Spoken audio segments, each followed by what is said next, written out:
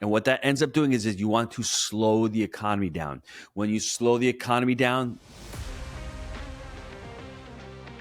hello and welcome. My name is Gino Barbaro, one of the co-founders of Jake and Gino. And in this how-to video, I'm going to be discussing how does the rate drop by the Fed affect multifamily overall and the economy.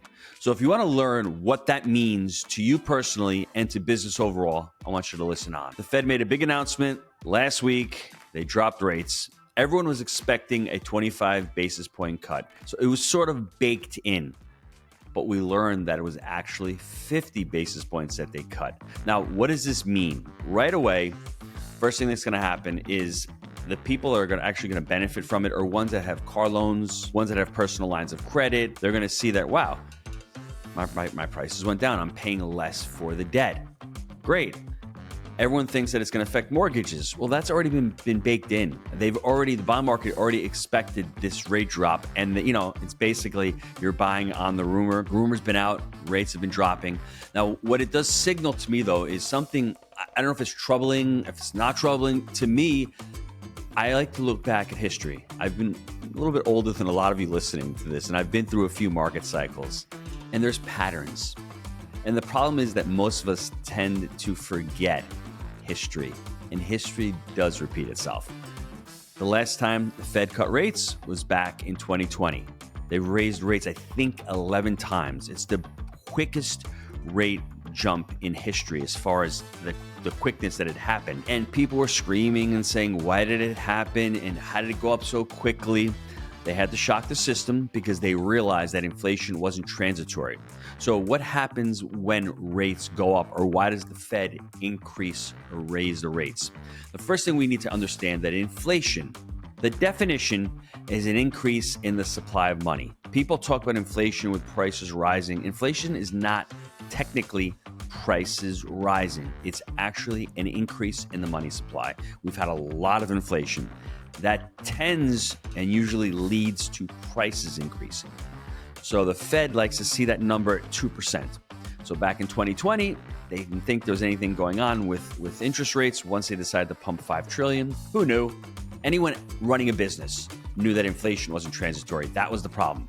So what they ended up having to do is they had to play catch up. And when you play catch up and shock the system, it isn't good for the system. So you raise rates quick. And what that ends up doing is you want to slow the economy down.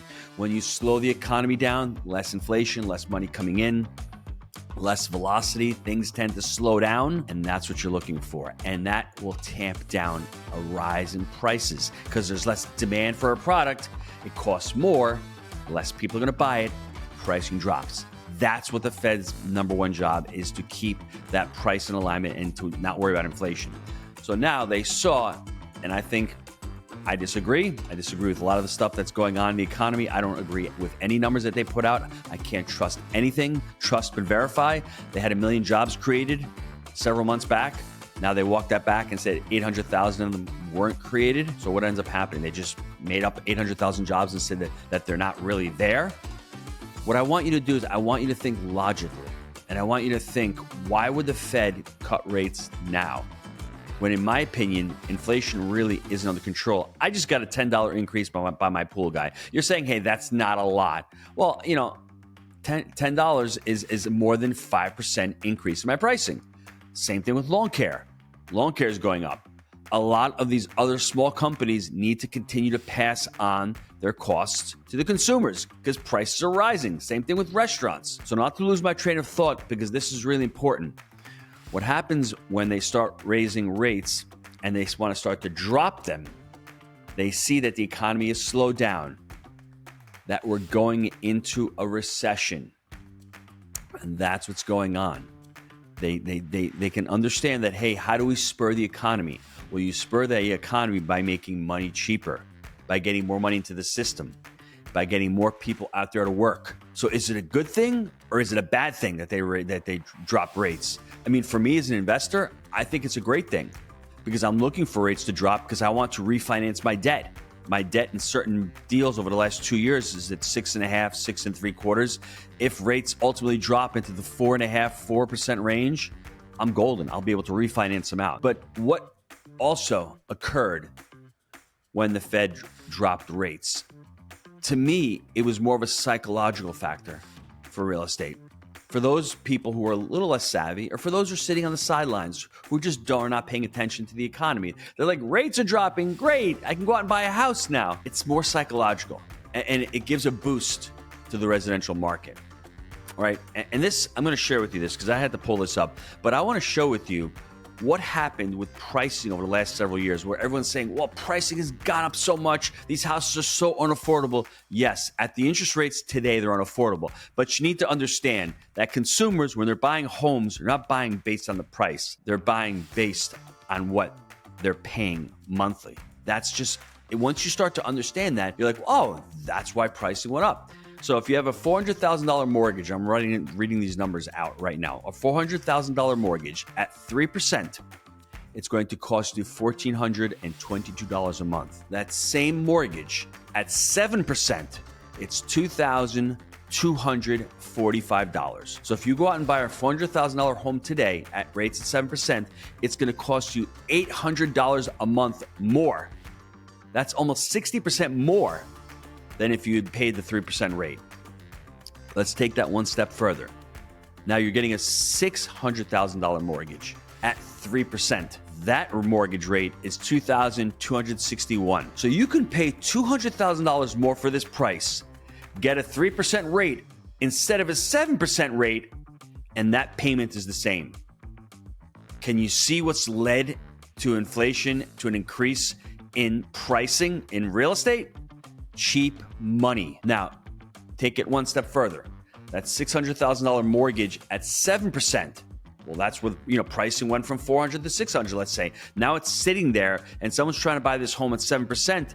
That rate is, that payment is $3,576. That's insane. You're seeing how much more the cost of capital has affected the residential, and it's the same thing on the commercial side.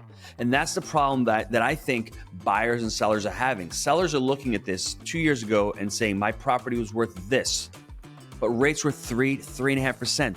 As rates have doubled and the cost of capital has doubled, your asset pricing has had to go down because NOI hasn't gone up. Let's say your net operating income has stayed flat, but your cost of capital has gone up. You're seeing from this pricing analysis here with interest rates and where mortgage payments are 3% to 7%. You're going up from $1,400 to $2,200. It's up 60%.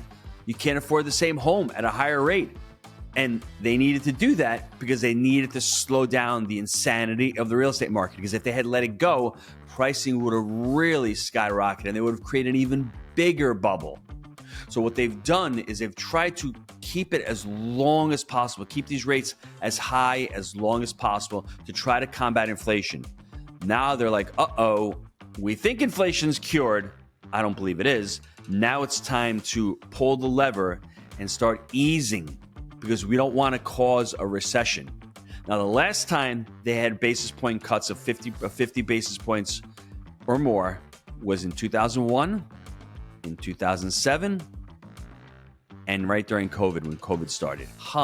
What happened during those three time periods? Led to a recession. So I just want you all to prepare. There's opportunities ahead. Just because there may become a recession, the housing market and multifamily and real estate right now is interesting because you may get a slowdown. Does that mean pricing is going to drop a lot more than it already has? I'm not sure because it's all about supply and demand. Now in multifamily, a lot of assets have come online.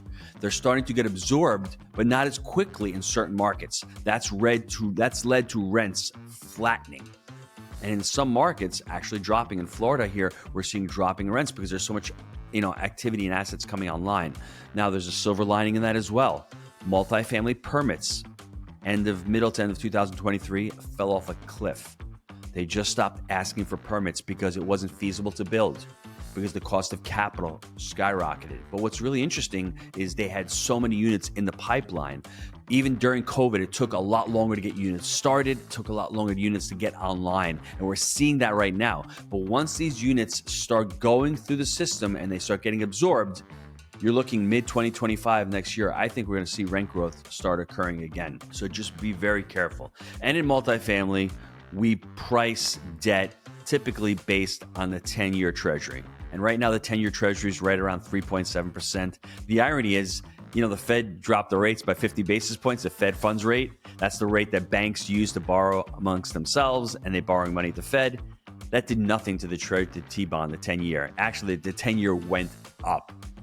Now, we're hoping in multifamily that actually does go down. Once that goes down, you'll see it. If it goes into the 3.25 range, you'll see activity picking up. We have mortgage brokers telling us once that rate drops, the amount of demand spurred by that. So that's why the Fed's playing like a tightrope here. They didn't want to save a lot of these deals that there were problems. If they dropped the rates too soon, they're afraid that inflation was going to come back, and they didn't want to rescue a lot of these crappy deals. They wanted them to work themselves out of the system, whether it was a short sale, whether it was, hey, I'm a syndicator, I've got to take a big loss, I'm going to wipe out a lot of my LP equity. The bank's taking them back. They didn't want a lot of these deals rescued. They wanted them to be, basically go to the market and see what happens with the market. Now, a lot of these deals, even with these rates dropping, they're still not going to be saved. But the good news is you're seeing the 50 basis point drop. We're going to continue to see rates drop into the future. Now is the opportunity to get into real estate, to get into multifamily. Now is the opportunity to start talking to brokers, because broker activity deals have not picked up as much as of yet. They're still there. They're looking for buyers. They're looking for sellers. They're looking for people to talk to. Start now is just to start another interesting, and it's going to be a fun market cycle, because I think right now we have been entering the buyer's market cycle. If you're looking at valuations are down over 20% from 2022. Cap rates in a lot of areas have decompressed, which is what we're looking for. It's really a mirror of what happened in 2008, 2009. It's just now banks are a lot stronger than they were back then, and there's not as much supply on the market. So what I want you to do is, if you need to get into multifamily, if you haven't started your journey yet, or if you're looking for more information, just email me, gino@jakeandgino.com, and I will send you a free PDF copy of our Wheelbarrow Profits book. It's gino@jakeandgino.com. If you want to talk to one of our advisors, it's 865-800-3905. Listen, it's an interesting, and it's going to be an exciting time for real estate for the next 12 to 18 months, because you're seeing the shift. You're seeing the Fed is signaling that, hey, there's some problems in our economy. Jobs aren't as great as they were. There's not as much activity. Inflation is down. We've got that problem solved. Let's start lowering rates. Let's start adding. Let's start getting this economic machine back once again churning. I want you to jump on that train before it gets its momentum, and then you'll be here 12 months from now saying, I wish I'd listened to Gino. I wish I'd gotten into real estate sooner. Now's the time. I want to thank you for spending part of your day listening to us talk about how important this Fed cut is, and how important it is to you personally and to real estate as a whole. And I'm looking forward to seeing you on next week's How To. Thanks, everyone. Thanks for tuning in. If you enjoyed today's video, be sure to like and subscribe so you'll never miss another episode.